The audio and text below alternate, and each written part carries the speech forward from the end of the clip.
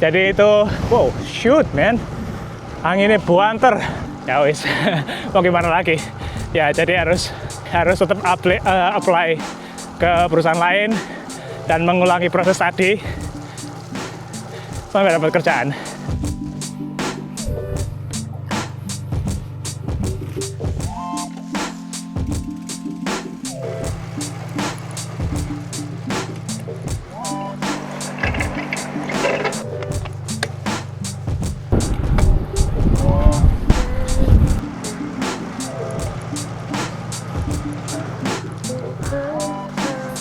Halo, ketemu lagi di channel Jaunang Inggris. Hari ini goes lagi, tapi bakalan nggak terlalu panjang karena nanti siang ini harus keluar sama keluarga. Jadi goes hari ini juga tujuannya memenuhi target mingguan. Yaitu saya itu setiap minggu itu ada target yang saya set. Kalau sepeda itu harus sekitar 200 kilo jaraknya, sama harus ada 2 kali strength training di gym. Jadi yang ke gymnya udah, sepeda udah 160, jadi masih sisa 40. Nah sekarang harus memenuhi target itu. Sambil goes, saya mau ngobrol sedikit. Ini follow up dari video sebelumnya. Jadi di video sebelumnya saya itu menceritakan bahwa saya baru saja kena layoff dari perusahaan yang sebelumnya. Dan karena itu, jadi saya itu harus mencari pekerjaan yang lain. Ya. Rencananya masih nyari di Inggris juga, karena udah lumayan settle lah di sini. Nah, sekarang saya mau menceritakan gimana sih proses mencari dan apply pekerjaan di Inggris, sama proses selama yaitu wawancara dan segala macamnya itu gimana gitu loh. Terus saya mau sharing itu aja di goes kali ini. Oke, jadi kalau mencari kerja sebenarnya sama aja sih di mana-mana juga. Jadi yang pertama itu adalah ya kita harus tahu skill kita itu apa. Nah, setelah itu harus membuat resume atau CV yang bisa kita sampaikan atau berikan kepada perusahaan atau employer atau siapa saja gitu. Nah, untuk itu kita harus mencari lowongan dulu kan. Yang biasanya saya pakai itu adalah LinkedIn. Tapi ada banyak platform-platform yang lain lah. Mungkin Indeed atau Jobstreet atau yang lainnya. Tapi saya kurang tahu karena saya nggak pernah pakai yang lainnya itu. Saya sebagian besar itu pakai LinkedIn. Atau kalau nggak gitu itu langsung ke perusahaan yang pengen kita tuju. Jadi kalau misalnya kita pengen, perusahaan yang besar-besar gitu, misalnya, Meta, Google, Amazon, itu bisa langsung buka website mereka. Habis itu ke bagian ya karirnya gitu, langsung apply dari situ. Jadi itu tahap pertama. Kita harus punya CV, habis itu cari lowongan, habis itu kirim aplikasi. Kedengerannya gampang, tapi dari pengalaman saya itu dulu ya, ngirim aplikasinya itu perlu banyak banget, bisa puluhan. Dan mungkin kalau beruntung, ada beberapa yang bakalan dapat interview. Interview ini adalah proses berikutnya. Ini adalah proses lagi yang tergantung industrinya, bisa jadi proses yang panjang atau pendek. Kalau game biasanya nggak terlalu panjang, tapi teknologi itu bisa panjang banget, bisa sampai 2 bulan. Ya ini gambaran aja proses interview di perusahaan ini kayak gimana.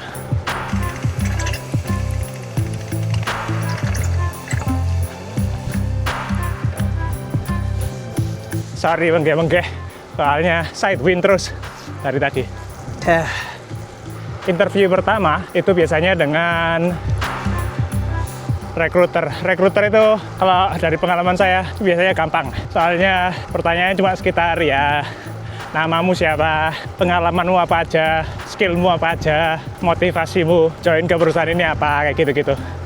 Jadi lebih seleksi awal dan biasanya gampang. Tetap harus persiapan lah, dikit-dikit. Dan biasanya cuma ditanyain yang ada di dalam resume kita. Jadi itu, wow, shoot man, anginnya buanter. Itu tahap pertama dengan rekruter. Tahap kedua biasanya itu dengan yang namanya itu hiring manager. Jadi itu orang yang meng-hire untuk posisi tersebut. Nah ini mulai susah, tapi nggak terlalu susah juga sih yang awal-awal. Ya bisa sedikit teknikal, bisa sedikit behavioral, tapi masih nggak terlalu dalam. Jadi ini juga masih lebih general gitulah. Itu tahap kedua, hiring manager. Lah di sini hiring manager bakalan memutuskan lanjut tapi mau lanjut dengan kita apa enggak. Jadi tergantung hiring manager. Kalau lanjut, ini yang biasanya susah. Tergantung perusahaannya juga sih. Ini prosesnya biasanya panjang. Banyak tahap interview, yaitu jadi ada 2 atau 3, istilahnya itu panel. Kadang-kadang itu satu panel itu 2 orang. Jadi kita bakalan interview 3 kali atau 2 kali dan menghadapi 2 orang di setiap tahap itu. Jadi ini lebih spesifik kalau ini. Kalau di industri saya itu ada yang teknikal, habis itu ada behavioral, habis itu ya 2 itu biasanya. Technical sama behavioral, atau satu lagi nggak tahu apa, I don't know, like culture fit atau apa gitu. Tapi biasanya technical sama behavioral. Technical itu ya mereka bakalan drilling kemampuan teknis kita. Misalnya di CV kita itu kita menyebut kita bisa skill ini. Biasanya mereka itu akan menguji kita. Oke, kamu bilang kamu bisa ini, sekarang ayo kita tes. Jadi tesnya harus bisa menunjukkan kemampuan kita di depan orang tadi. Biasanya mereka tuh expert juga di bidang tersebut. Wah, anginnya buanter bro. Oke, dari itu tahap teknikal.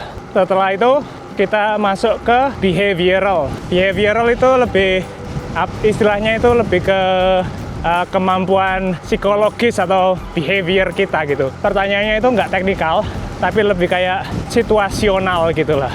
Jadi kalau misalnya kamu pernah nggak mengalami situasi kayak gini di perusahaan sebelumnya, kayak kamu pernah nggak bertengkar dengan temanmu karena tidak setuju dengan cara untuk melakukan ini gitu misalnya. Pertanyaannya kayak gitu, jadi lebih kayak situasional.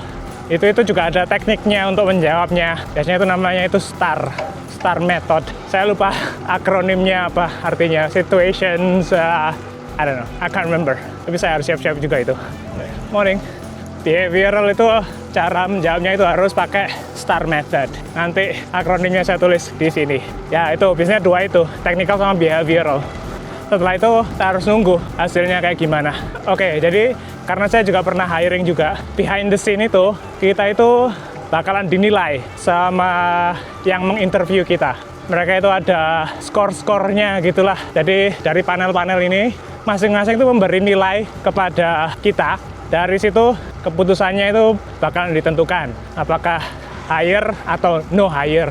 Biasanya ada rating-ratingnya gitu juga. Jadi ada hire, ada strong hire, no hire, strong no hire, kayak gitu-gitu ya in the scene-nya. Lah tapi saya yang sedang dalam posisi mencari pekerjaan, jadi ya kita nggak tahu mereka putusannya kayak gimana. Jadi kita harus nunggu.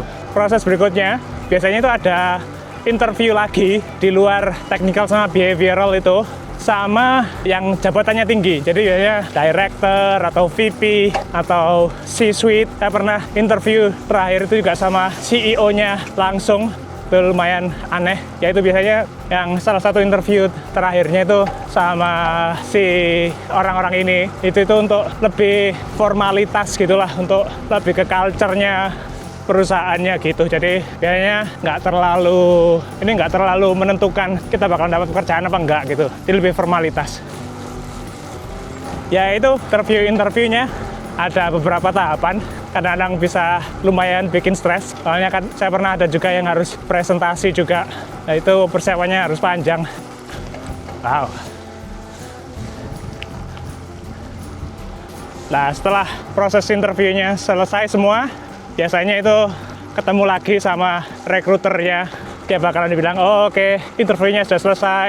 Nanti saya dan panel yang lainnya akan ngobrol. Habis itu akan memberitahu proses selanjutnya. Setelah itu kita nunggu. Ya itu yang nunggunya ini yang bikin deg-degser. Karena biasanya bisa lama. Kalau dapat posisinya, ya data berikutnya, ya yes, gajinya kayak gimana, benefit, kontrak, dan lain-lainnya. Tapi kalau nggak dapat ya wis mau gimana lagi. Ya jadi harus harus tetap apply ke perusahaan lain dan mengulangi proses tadi sampai dapat kerjaan. Lumayan stressful. Ya gitu itu tadi, itu prosesnya mencari kerja di industri saya sekarang. Ya kalau ada pertanyaan atau mungkin ada yang pernah berpengalaman mencari kerja di industri ini juga bisa sharing-sharing di komen. Mungkin sharing tips dan triksnya juga gimana untuk bisa segera mendapatkan pekerjaan. Sekarang kita lanjut goes dulu. Tapi kita bakalan lanjut sampai St. Ives. Habis itu kita balik lagi ke Cambridge. Habis itu udah gitu aja.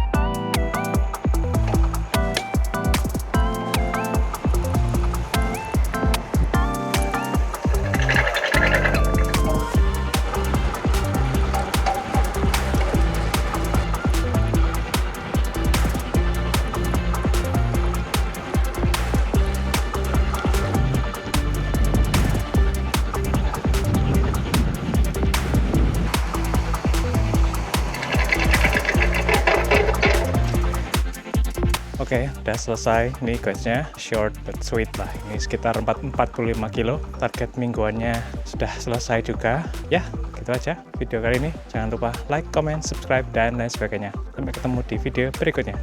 Dadah.